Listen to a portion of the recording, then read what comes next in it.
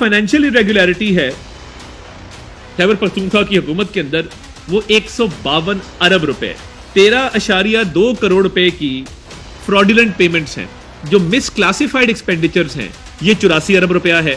51 करोड़ रुपए की सस्पिशियस डिस्बर्समेंट्स, 51 करोड़, ये सिर्फ वो है जो पैसा इधर उधर हो रहा है खैबर पख्तूनख्वा के अंदर।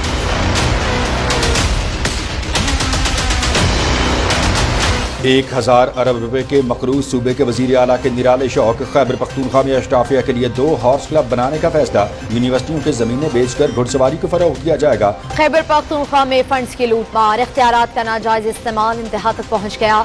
बल्दियाती नुमाइंदे भी बने। अली अमीन गंडापुर के खिलाफ सरापा एहतजाज। पेशावर में मुजाहिरीन पर आंसू गैस की शैलें।